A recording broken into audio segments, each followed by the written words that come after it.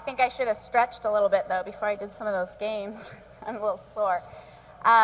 This morning, I have only a couple of things to say. One of them is that bad spammers bad, and those of you who have been spamming know who you are. We have a few fun conference facts to start off the day with. 33,000 cans of soda have been consumed. 25,000 bottles of beer. And we didn't even have beer at the breaks, so that's pretty amazing. 15,000 bags of chips. I guess there was only one chip in each bag. 10,000 granola bars. 16,000 bottles of juice. A lot of coffee. 10,000 bananas. 5,000 apples, more monkeys than, and 16,038 feet of net cable. This morning, we are happy to have Douglas Adams bringing us our keynote this morning. He's the author of Hitchhiker Guide to the Galaxy and the Dirk Gently series.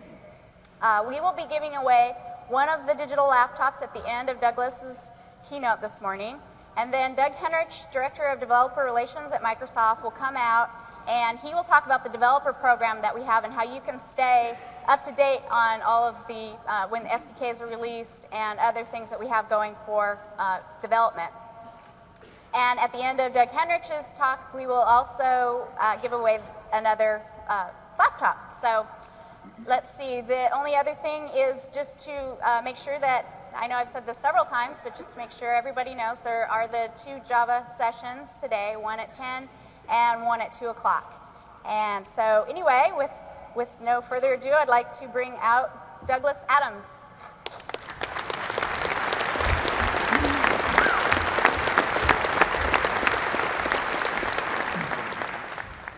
Hi, I hope that was the right time to come on. Actually, we couldn't hear the sound very well backstage, so I was just waiting for an awkward pause.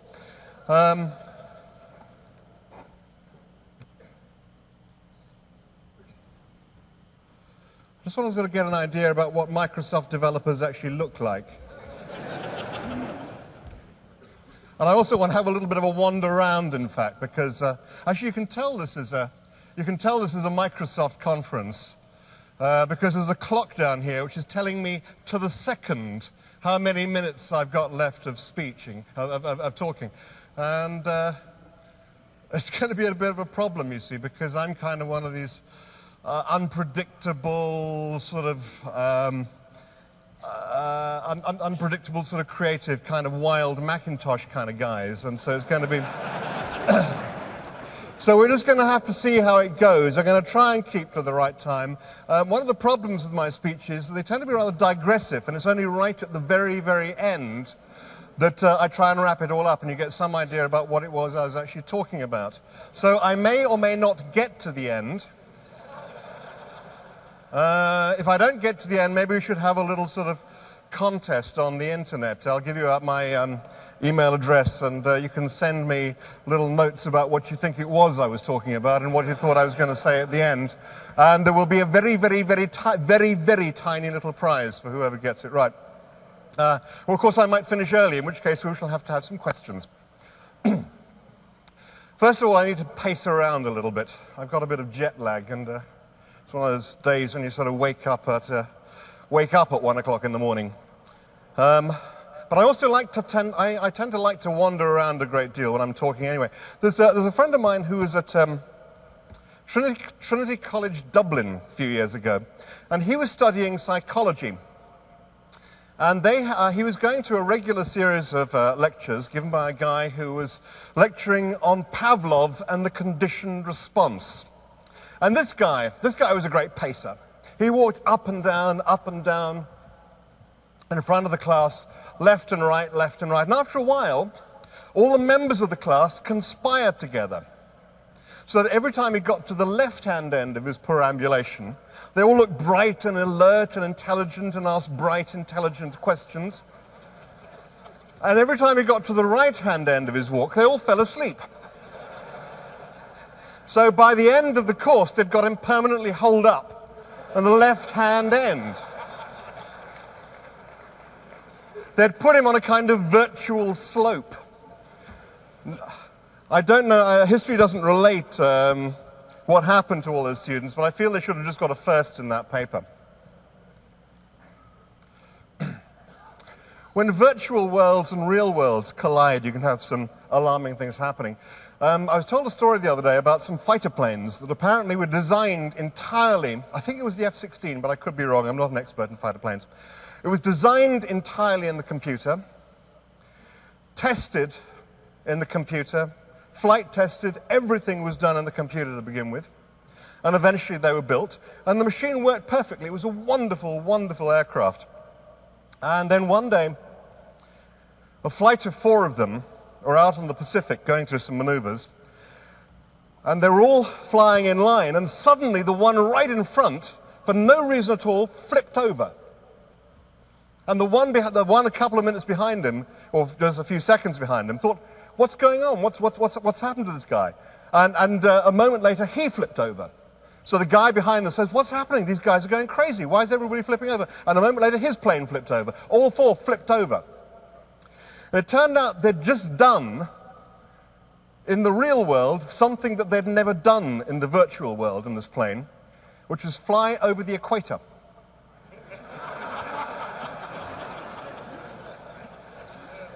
And in the navigation systems, there was a sign error.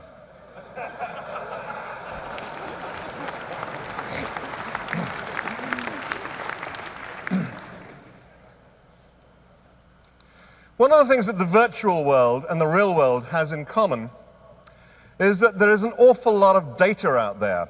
There is an enormous amount of data out there. How do we make sense of it? Well, largely by ignoring most of it and making a model for ourselves out of the rest.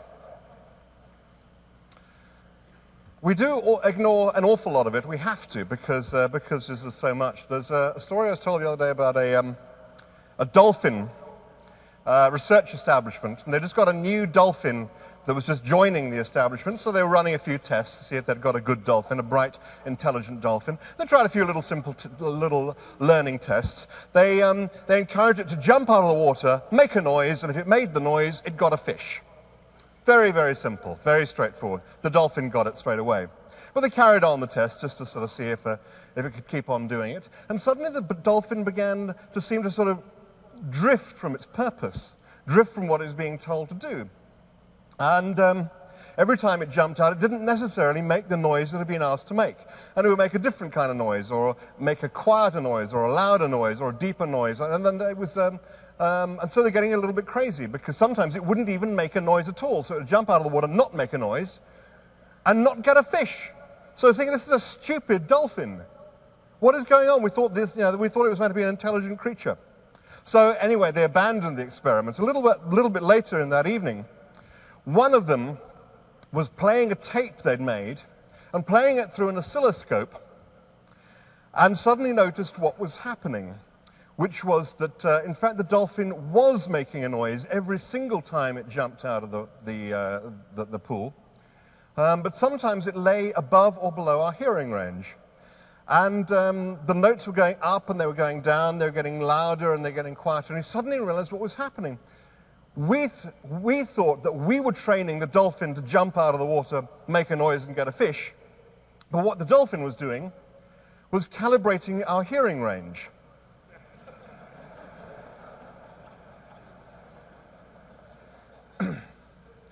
There's more data out there than we respond to. It's another experiment I was told about recently. I think I read about it in New Scientist.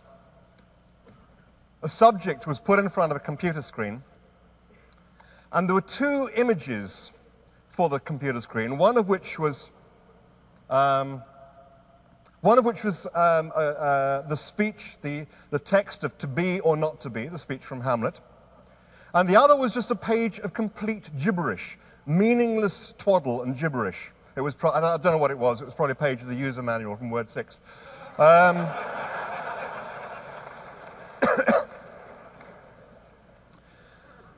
But both images were stored in the memory for the screen, and what was shown there most of the time was the page of complete gibberish.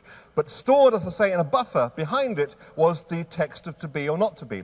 The subject was put in front of a computer screen and had this kind of helmet on, which had sensors trained on the eyeballs. Now, you may or may not know that when the eyeball moves, it doesn't move smoothly. It moves in tiny little jumps from one point to another.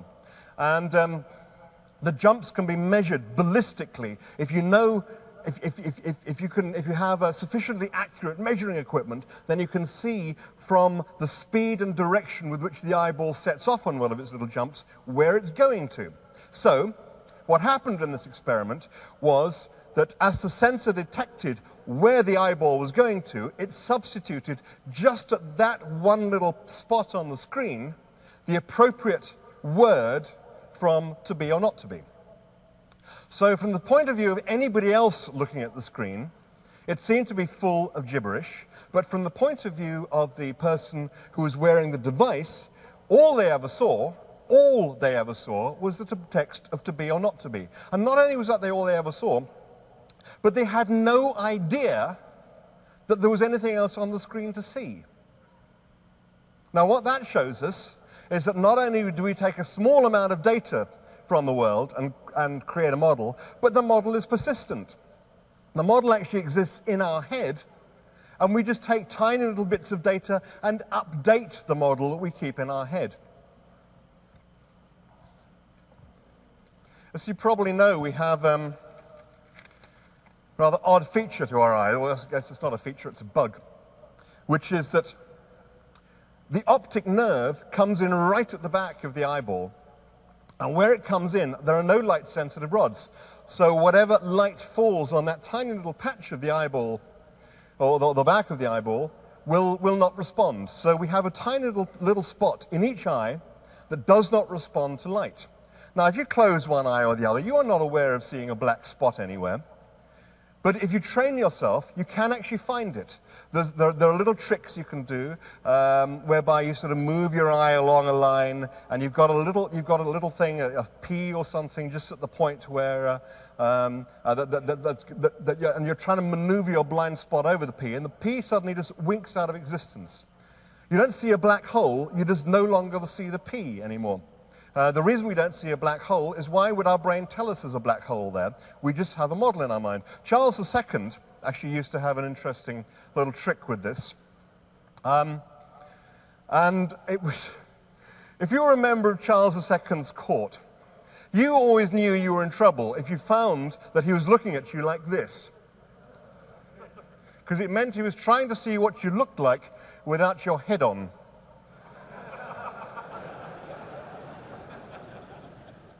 So we keep a model of the world in our head, and we use the incoming data just to update it. Now let me tell you a little story about something that happened to me a while ago. One or two of you, if you've ever heard me speak before, might have heard me tell this story before, but I'm quite keen to keep on telling it because this is a story that's kind of acquired the status of an urban myth. But you know what the thing about urban myths are? That they're always assumed never actually to have happened. You always hear people saying, this happened to my wife's brother's sister's first cousin. But in this case, it isn't a myth because it did actually happen to somebody, and the person to whom it happened was, in fact, me. A few years ago, I was on I was catching a train from Cambridge to London. And I arrived at the train station a little early. I was about 20 minutes early. I'd got the time of the train wrong. Well, actually, what is more likely is that British Rail had got the time of the train wrong, but never mind. And I went and got myself a newspaper. I was going to do the crossword. And I went to the buffet, and I got myself a cup of coffee and a packet of biscuits. Oh, excuse me, I have to say cookies on this side of the Atlantic. But if you just sort of put a little sort of search and replace thing in your brain, if you hear me say biscuits, just think cookies, okay? So I went and sat at a table in the buffet. I want you to picture the scene. Here I was sitting at a table, and here is a newspaper, cup of coffee, packet of biscuits, cookies. And there's a guy sitting opposite me. Perfectly ordinary looking guy, sitting there in a business suit, briefcase. Didn't look as if he was about to do anything weird. What he did was this. He leant across the table, picked up the packet of biscuits, tore it open, took one out, and ate it. Now, this is the sort of thing I have to tell you that the British are very bad at coping with.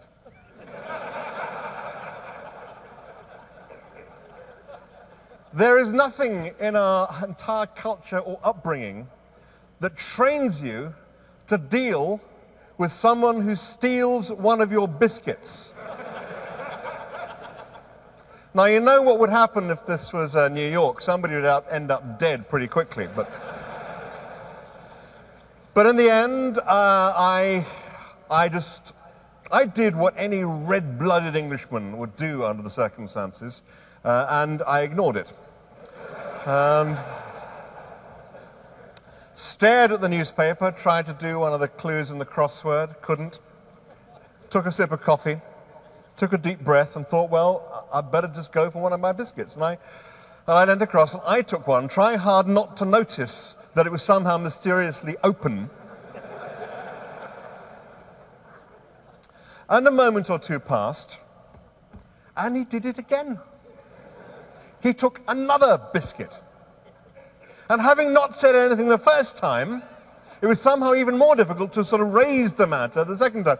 Excuse me, I couldn't help but notice. I mean, he said, it doesn't work. So again, I ignored it, and I leant across, and I took another one. And our eyes met just for a moment. And then we both looked away, but there's a little tension building up over the table at this point. And between us, we got through the whole packet of biscuits this way. He took one, I took one, he took one. And I say whole packet, when there are only about 6, I think, or 6 or 8, but it seemed like a lifetime of cookies we were getting through at this point. So eventually, we get to the end of the packet. He stands up and goes away. And I sit back and breathe a sigh of relief. A few minutes later, my train is called, so I toss back the last of my coffee, stand up, pick up the newspaper, and underneath the newspaper are my biscuits.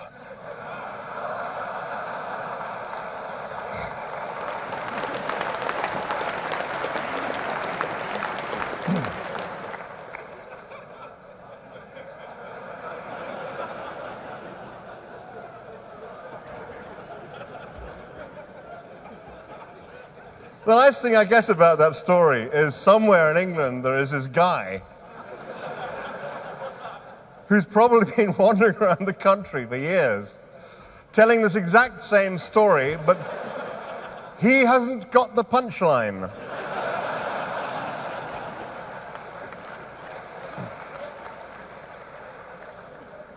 But the point of this story is that sometimes you're using the incoming data to update a model that is intrinsically faulty.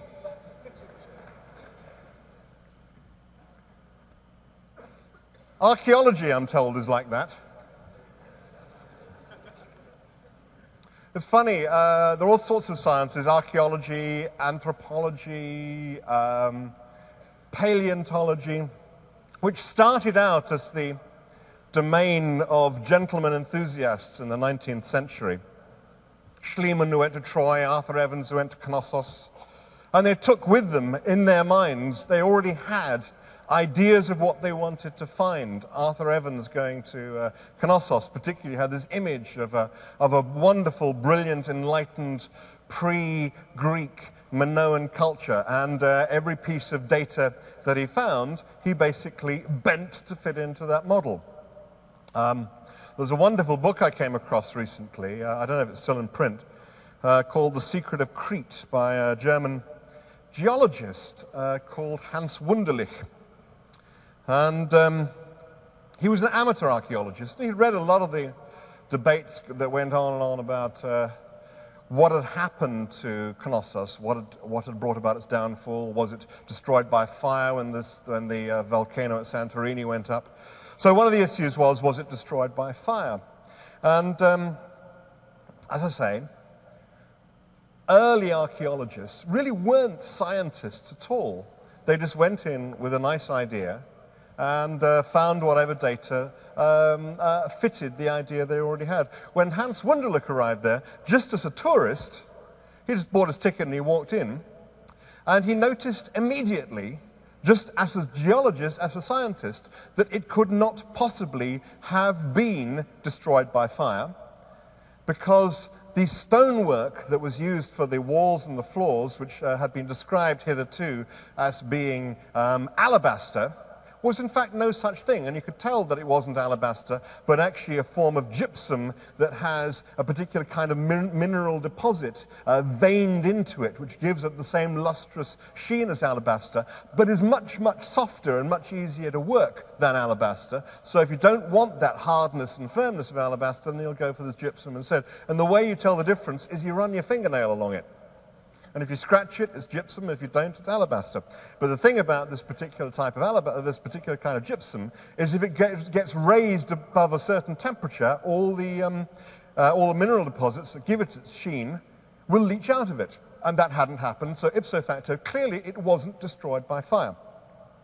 He then thought, well, it's very funny that it's been made of this very soft material, including the floors, because the floors have obviously now been very badly worn away. But when the excavation was started at the beginning of the century, I think it was in 1913, the floors weren't worn away.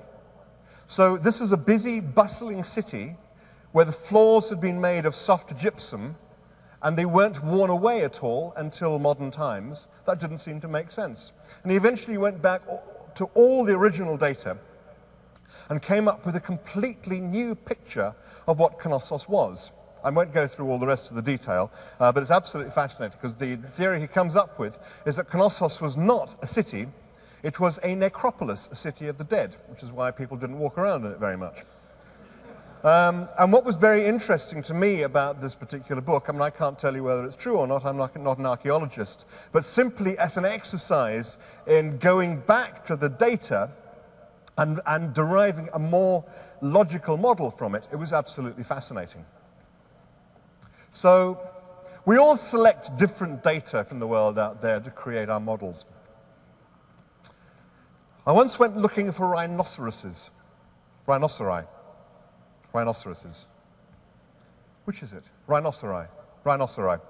Well, it doesn't matter, it was only one. It was a rhinoceros.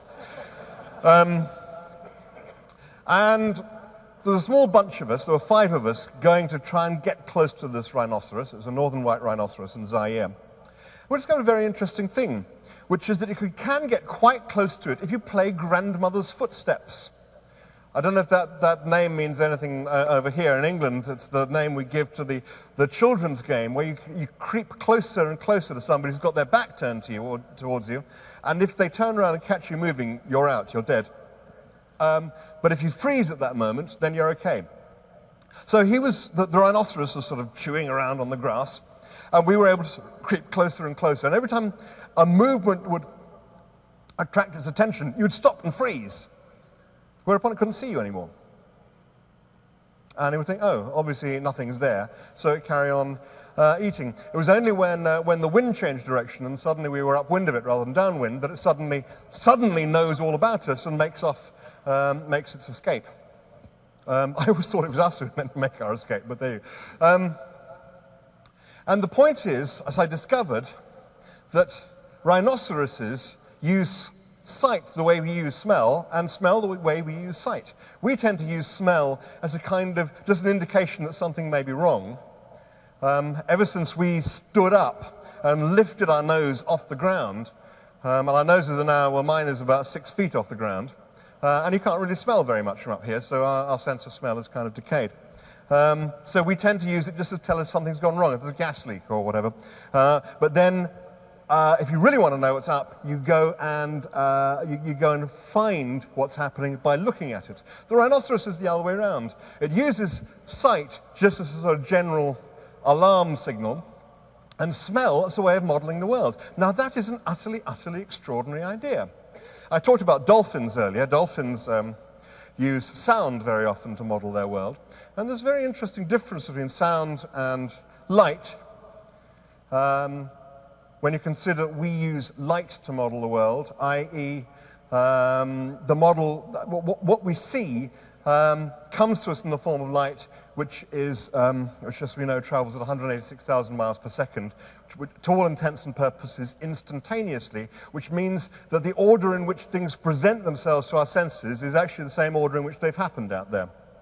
In the case of a dolphin, that's not quite true because sound only travels at 1,100 feet per second. But in the case of a rhinoceros, something really weird is happening because it is able to respond to all kind of fantastic level of sensitivity to all the smells around it, and it can detect what smells have been around for the last 2 minutes, the last couple of hours, the last day. It can tell if another rhinoceros was here yesterday, how it moved around, what kind of mood the other rhinoceros was in. Was it being attacked by something? Was it on heat? Was it hungry? Was it frightened? All these kinds of things. It's there in the air around it. So if you think that it has a model in its mind of the world around it, and the incoming data is updating that model, what kind of world is it looking at? It must be looking at a world in which you see time as a landscape.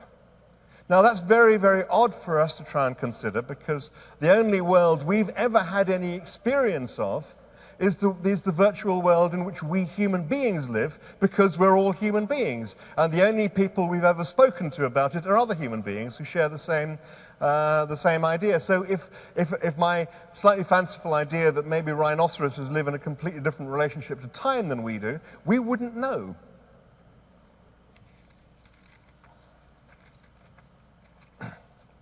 Evolution has determined what type of data we use to create the models that we use from. In the case of, for instance, dolphin, there's a dolphin I once went to try and find, which is the Baiji dolphin, the Yangtze River dolphin, which is an almost blind dolphin. The reason it's almost blind is that there's nothing to see in the Yangtze River. Thousands of years of agriculture along the banks of the Yangtze have washed so much silt into it that gradually it could see less and less, and so its eyes gradually atrophied while its ability to model the world in sound got more and more sensitive and powerful and strong. And so it was able to, enabled to make that adaptation. It now faces a problem because we've now invented the diesel engine, which means that the Yangtze River is now full of noise. But there are other kinds of animals, like bats, for instance, that work on sound because they're nocturnal, so light isn't going to work for them, so they model stuff in sound. So there are all kinds of different ways in which evolution tends to lead one animal or another to model the world in different kinds of ways.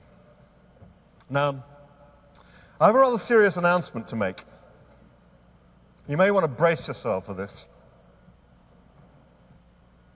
Human evolution is at an end. It is finished. It's official.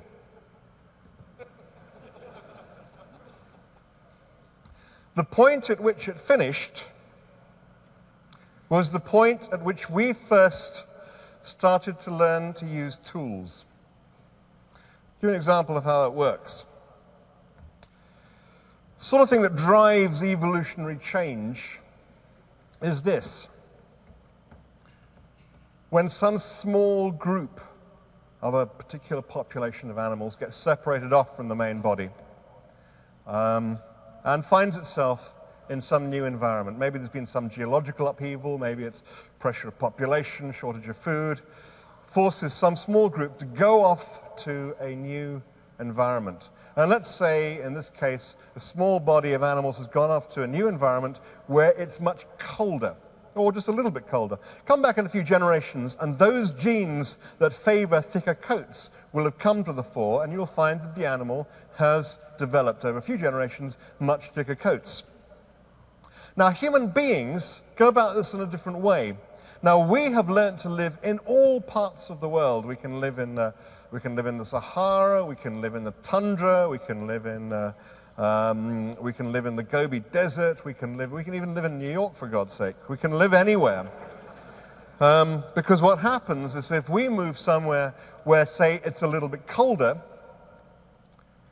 and remember we're tool users, we move somewhere a little bit colder, we don't wait for generations to go by while nature brings forward those genes that give us a thicker coat. We see an animal that's got a thicker coat, we say, we'll have it off him. So we can continually protect ourselves from evolutionary change. So now, we live in a world in which if you're sick or injured, you don't die. If the harvest fails, you don't die. If it's suddenly very, very cold, you don't die. If you're rather sort of slow-witted, you don't die. If you're thoroughly stupid, you get elected to high office.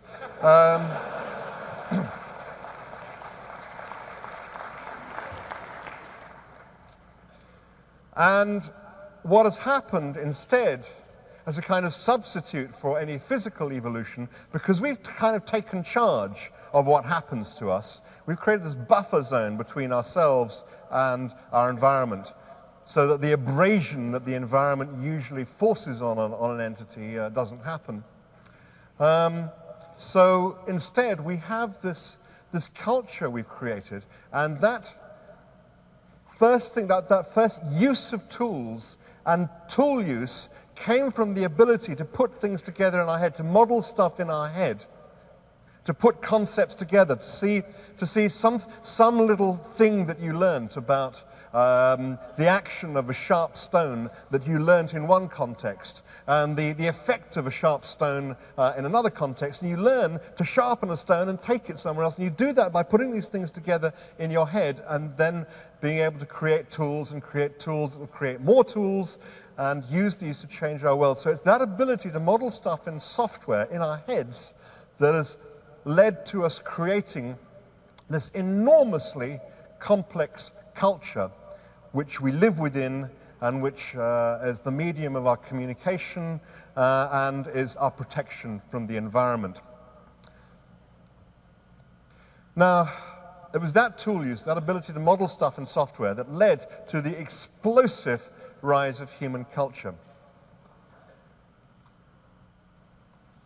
Curious parallel to that is what happened to the personal computer. Because personal computers were around for a few years, used by hobbyists and kids and anoraks. We were encouraged to think they'd be very useful things for storing our recipes in. The thing that led to the explosive takeoff of computers was a program called VisiCalc, designed by Dan Bricklin. The point about VisiCalc was that it enabled us to model in software something. We were unable to model something in software before we tried it out in the real world. You were able to take a whole business plan, a whole financial strategy, try tweaking a percentage point here, try taking a cent off there. How does that sweep through the whole picture? And we were able to do detailed models in software before we tried it out in the real world, and that was the moment at which the computer itself became an enormously useful tool, and that was what led to the explosive takeoff of the personal computer. Now, for a long time, we weren't really very clear about what computers were. I certainly wasn't. I remember the first time I ever saw a computer, a personal computer. It was a Commodore PET. It's kind of a little sort of pyramid kind of thing, sort of huge, great sort of body with a tiny little screen. And it was sitting in a hardware store in London, England. And I went in and had a look at it and thought, well, this is a kind of great kind of thing. This is a kind of wonderful sort of thing. And I was sort of fascinated by it, but I just couldn't think. I couldn't imagine what possible purpose it could serve for me because I was a writer.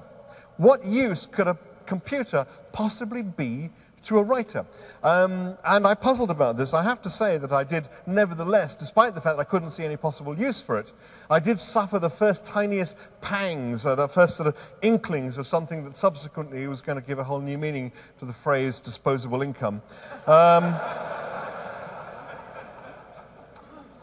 the reason that I didn't understand why it could possibly be any use to me was I had the wrong idea of what it was. I thought it was an adding machine. And this is what everybody thought it was. Everybody thought it was a kind of super adding machine and developed it as an adding machine. And after a while, we get so adept at adding up numbers and manipulating numbers that you begin to think, well, we can make these numbers stand for something else. And we make the numbers stand for, let's say, the letters of the alphabet. And we invent ASCII code. And suddenly we say, God, we were so stupid. We were so short-sighted.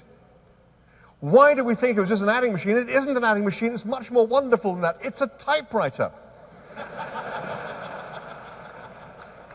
And we develop it as a typewriter with a long feature list. Then we look at it again, and our number crunching ability has got a little faster and a little more sophisticated. So we say, okay, let's make each number stand for the elements of a graphic display, for pixels. And we suddenly realize, oh God, we were so short-sighted to think it was just an adding machine or a typewriter. It's a television with a typewriter in front of it. We've now gone to another iteration with the World Wide Web. Because we're now saying, it isn't any of those things. It isn't just a stupid television. It's a brochure. So we are developing it as a bunch of 1 million brochures. The point to bear in mind is that it isn't any of these things. It isn't an adding machine. It isn't a typewriter. It isn't a television. It certainly isn't a bunch of brochures. But it is significant that each of these things which we previously knew about and knew how to use and knew how to work, adding machines, typewriters, televisions, brochures, we modeled in the computer. Because the computer isn't any of these things, but the fact that we are able to model those things in it tells us what the computer is. It's a modeling device. And it's only when we begin to understand that we're going to be able to start really doing useful things with it.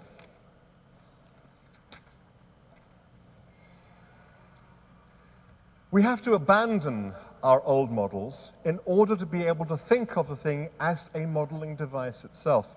Now, I often speak, over the last few years, I've spoken from time to time at publishing events or television events or journalism events, and there was a whole phase when people would come up to me and say afterwards, yeah, I hear you know something about computers. And I'd say, well, yeah, a little bit.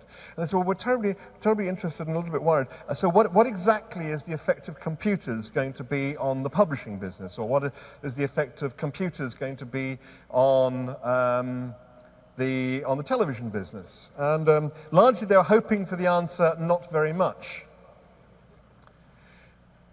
But the issue really was this, that if you have to ask the question, then you're not ready for the answer. Because it's rather like the Mississippi River or the Amazon or the Nile saying, well, what effect is the coming of the Atlantic Ocean going to have on me? And the answer is that river rules will no longer apply. And you'll be able to tell the people who are out there in the middle of the Atlantic Ocean trying to build riverbanks around themselves, because they'll be the people who are going out of business. Because we have to think in terms of new models. We have to understand what it means when every form of data we have, every type of medium we have, every type of information, every type of experience we might have can be expressed in the same language and is out there in this digital ocean. We select from that ocean of data, and we model the data we choose in ways that make sense to us, in the same way that a dolphin does, or a rhinoceros does, or we do. But human beings now have this extension of our ability to model things. We have an extension to our mind, if you like, the extension to that important part of our mind, the ability to model things, the ability to model things in software. Most animals have an extension to their neck or their running muscles. We have an extension to our brain, an extension to our ability to think and to model. How are we going to make these two things work together? How are we going to make the modeling device we have in our brain and the modeling device we have in these computers work together in a way that makes sense? How can they enhance each other? Well, there are good ways and there are bad ways. So a very interesting, very bad way. Years ago, when I first visited the Media Lab, it was actually the Architectural Machine Group then, it wasn't even the Media Lab. And when I give you this example, I don't in any way wish to denigrate the work of the Media Lab. I mean, because it's actually making silly mistakes that you learn an awful lot from. Now, this particular experiment, if you like, was designed to try and deal with this problem. It was assumed that we would never ever have enough bandwidth to give us working video phones, that we were going to be restricted to the amount of bandwidth we currently get over copper, which just gives us analog sound that's not terribly high quality. So they're trying to figure out, is there a way in which we can sort of simulate simulate the working of a video phone using this relatively narrow bandwidth? And one bright spark had come up with this idea, which is an awful lot of the people you speak to on the phone, you speak to quite regularly. So why don't you have stored at your end a picture of the people who call you? Well, you have a picture of your wife, a picture of your mother and your brother and your best friend and your boss and so on. And whenever any of them call you, the phone will know, we'll be able to tell the number it's coming from, and will flash up the picture of the person on your screen. And the incoming sound, the incoming phonemes coming in over the line will waggle their mouth. Now you can imagine how completely absurd this looked. It was just completely ridiculous. It was like something out of Python. But hello, my dog's died. You know, it's sort of. But it wasn't merely completely ridiculous. It was actually self-defeating in a kind of rather ingenious way. Let me see if I explain. Now, when we talk to somebody, if I'm standing talking to somebody directly, then we are reading an awful lot of information off each other. It's not just what I'm saying. It isn't the grammatical, semantic content of what I'm saying. It's the whole tone of voice. It's the whole way I gesture. And I know I gesture an awful lot. When I was young, my mother, if she wanted me to shut up, made me sit on my hands. The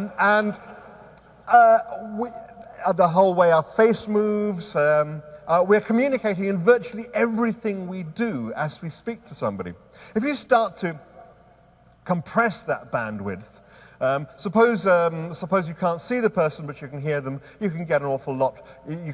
We're so adept. We are so fantastically adept at understanding, at communicating with understanding what other people say to us and what they mean, and deriving all kinds of information from what they say, that even if we can't see them, we will actually fill that missing part of the bandwidth with information that we derive from just what we can hear.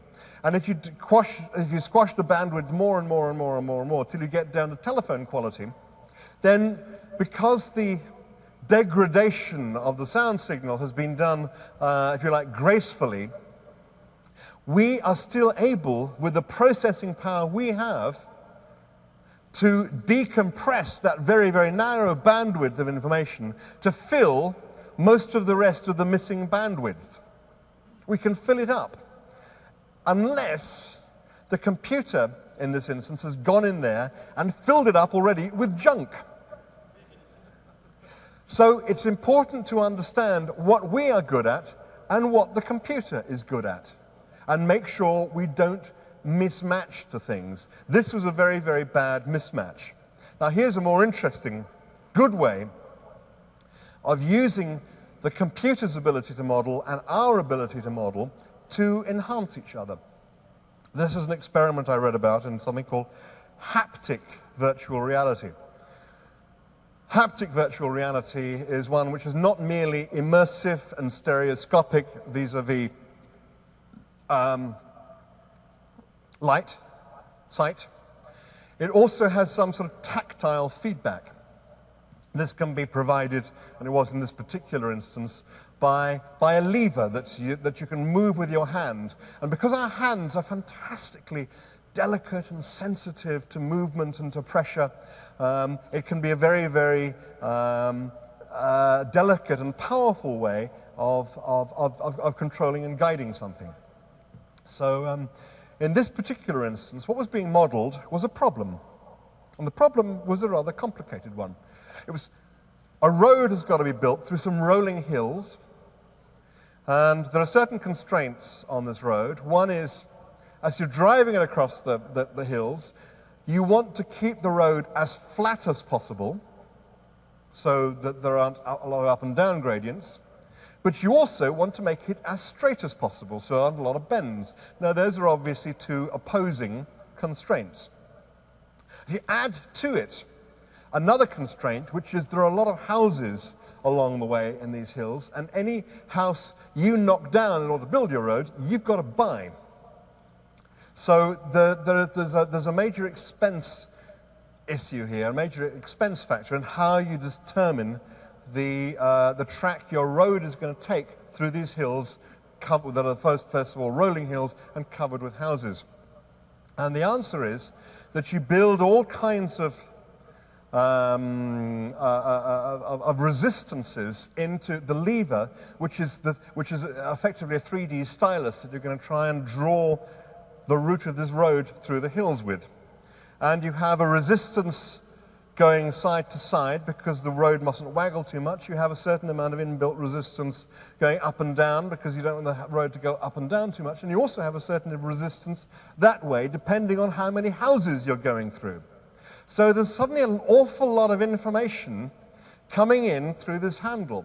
Now, you try and find some other way of solving this problem, sitting down and doing the numbers. It's enormously complicated because you've got so many conflicting, interlocking variables. On the other hand, you give it to your hand to deal with, and your hand is very expert at resolving all kinds of different variables because we have such enormously intricate nerves and muscles. And very quickly, the subject was able to find a quick and easy and inexpensive route through these hills just by maneuvering the lever through it. So that is a way in which we can take a different set of data from the world out there, do something intelligent in the machine with it, and present it to this modeling device in a way that it can make a new kind of sense out of. Let's think about, we're here to talk about building applications from the internet, and I've got 14 minutes left, so I might have a little word about that. I came across a thing the other day I was rather shocked by, which was the information that most people, even intelligent, educated people, don't know what causes the seasons. Why do we have spring, summer, autumn, and winter? Most people, when asked if they have any kind of intelligent answer at all, will say, isn't it something to do with the fact of being, the Earth's orbit is an ellipse, and maybe it's winter when we're further away from the sun, and summer when we're closer to the sun? Now, a couple of seconds thought will tell you that isn't the case, because when it's summer in England, it's winter in Australia, and vice versa. And in fact, the Earth's orbit is at the moment very, very close to being circular. At other points in its history, it will be more elliptical, but because of the differential speed with which the Earth goes round different parts of the ellipse, the amount of heat being soaked up by the Earth from the sun at any point is actually a constant. So the thing is that it isn't anything to do with the orbit, the shape of the orbit of the Earth around the sun. And it's very, very simple. It has to do with the fact that the Earth spins at a slight angle. It's not completely upright. And so as it goes around the sun, different parts of the world are tilted directly towards the sun at different times of the year. And when you're tilted towards the sun, you're going to have summer, and when you're tilted away from the sun, you're going to have winter, and spring and autumn will obviously, spring and fall will obviously fall in between. So here is a single, simple piece of information that people ought to have. People ought to know that. What can you do with that piece of information? If you felt, well, people ought to know it. Well, one of the things you could do is you could put it on the web. You could type up the description I've just given you and put it on your home page and invite people who want to know what causes the seasons to visit your home page and read what you've written, and lo and behold, they will then know. Well, I suppose that's quite a good idea. It's using the computer as a typewriter.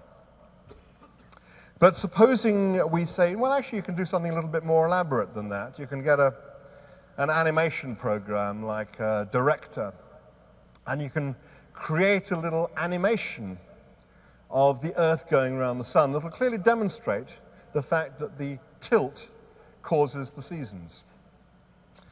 And that's a little bit better than what we had before, because you can actually see it happening. But that's using the computer as a television. What might be more interesting is say, well, why don't we create an actual model of the way the Earth goes around the sun, so that when people want that piece of information, they will actually have something that actually is a working model of the thing itself. And while you're doing it, why don't you create a working model of the whole solar system? And if you create it in such a way that anybody else who's then got a piece of information, say, about the trajectory of a satellite or the trajectory of the Galileo or the Voyager or Mariner probes, you can actually put that into the model. And you can fill up this model with more and more and more information about the way the whole solar system works. And anybody then who wants to find out anything about this doesn't have to read something that you've typed or watch something that you made a little animation of, but can go to the actual model itself and derive whatever piece of information they may be looking for from it. Because the model that you create and that anybody out there can actually add to will in the end yield more information than you actually put into it. So if we start to embark on those kinds of exercises, then we are no longer using the computer as a typewriter or a television. We're actually using it as a modeling device, which is what it actually is.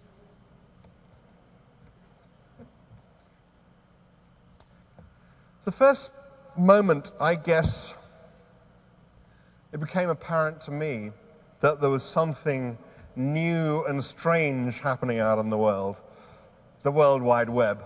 The first moment at which I knew something was up, that we weren't in Kansas anymore, that the world was shaking beneath our feet, was something profoundly silly.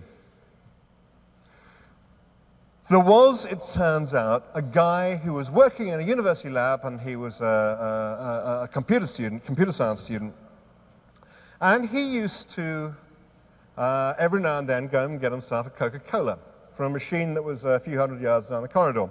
Sometimes he'd arrive there and find that it was empty, and he'd wasted his journey. So he got a bit fed up with that, and being a hacker, he decided, okay, well, I'm going to put a network connection to the Coke machine so that I can tell from my desk if there's any Coca-Cola in the machine before I have to walk down the corridor. And, of course, one of the effects of putting something on the net is that not only can you read that device from a couple of hundred yards down the corridor, you can read it from the other side of the world as well. And gradually, more and more Coca-Cola machines started to appear on the net. And you could log on to a Coca-Cola machine from anywhere in the world you liked.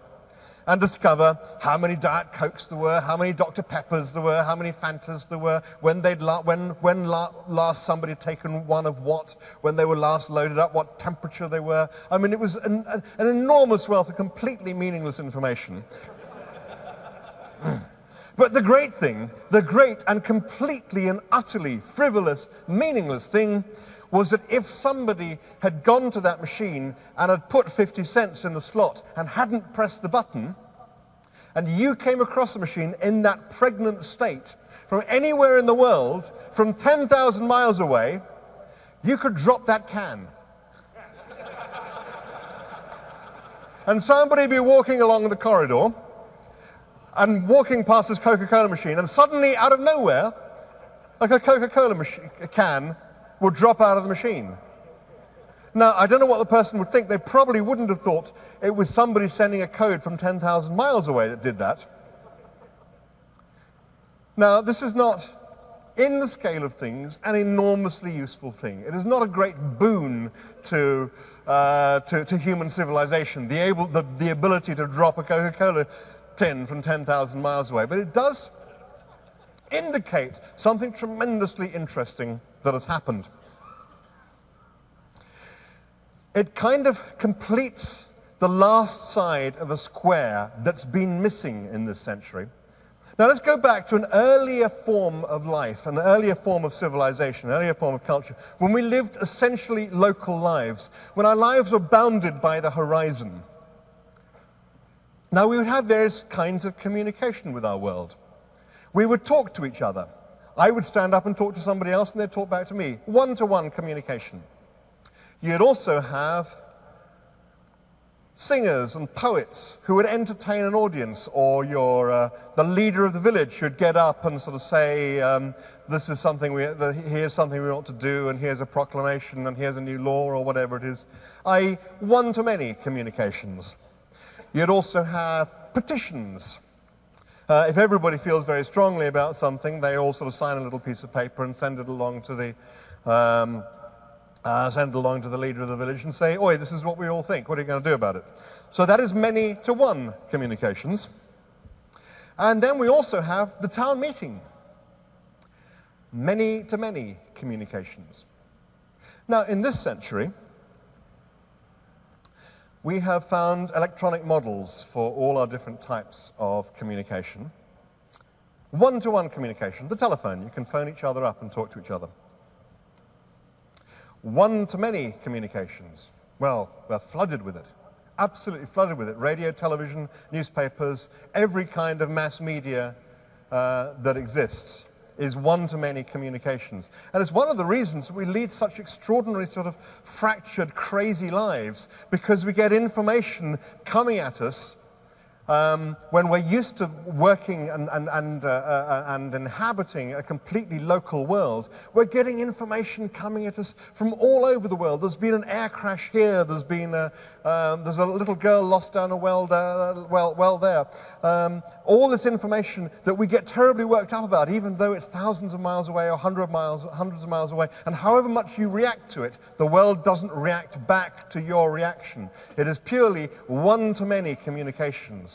And it becomes very, very oppressive. We also now have the ability to do petitions, obviously, on a national basis. So that's many-to-one communications, but never until the web arrived, until the internet infrastructure arrived, did we have the ability to respond back to the world. When the world sends us all sorts of stimulus, previously, however we responded, the world didn't take any account of our response. That last element was missing, the many-to-many communication.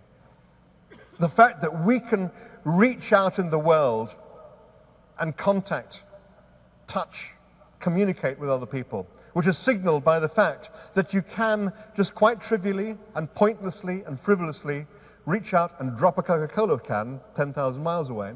That is what signifies that that last corner, that last square, that last side of the square has been put in place. And suddenly, our means of communication with each other in the virtual world now matches, is now parallel to our means of communication with each other in the real world. And that, I think, is a very significant moment. A little while ago, I was trying to find out, some out of interest, what a biologist's definition of life is. It's kind of it's actually quite tricky to try and work out. And we all instinctively know what's alive and what isn't. But trying to define it is actually oddly tricky. I mean, any set of objects that's going to include both Bill Gates and the Great Barrier Reef is going to be hard to define with any sort of great precision. However, there are certain things that you can say that something lifelike will exhibit. Certainly complexity, the ability to organize information within itself, the ability to respond to information, the ability to communicate. All these things are the things that we would think of as being lifelike qualities. Now, the computer itself is not really a very good example of something that exhibits lifelike qualities.